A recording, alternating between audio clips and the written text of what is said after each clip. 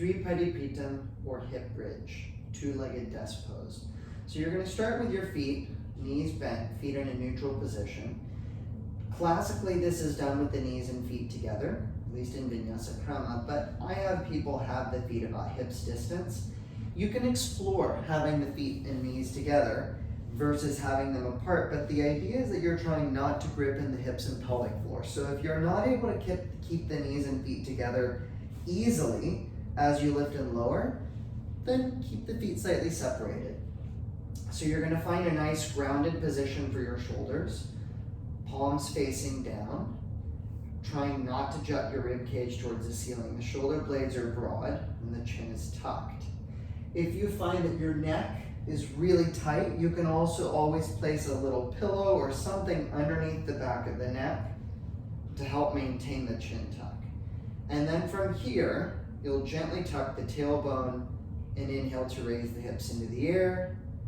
You'll exhale to slowly lower. 4 to 5 seconds of inhalation and exhalation. Trying to articulate the vertebrae as much as possible. This is not about how high up you go. This is all about trying to create as much space in the spine as possible. And what you'll notice is as I lift the hips into the air, the knees are actually reaching towards my toes, as opposed to me just thrusting my hips in the air as if I were doing a glute bridge when working out. You'll notice the difference because when I just thrust my hips up, my neck and shoulders go this way and it actually compresses the neck energetically.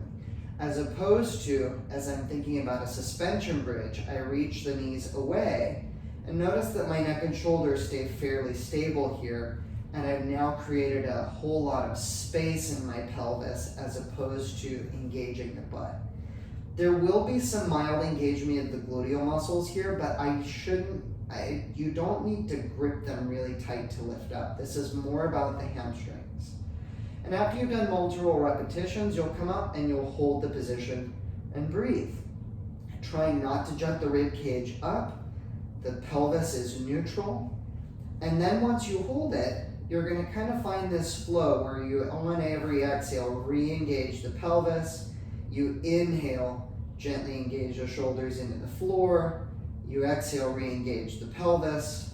Inhale, re-engage the shoulders and feet, so that it's almost this wave of motion that is maintaining your body in the position it's in, not trying to push you higher.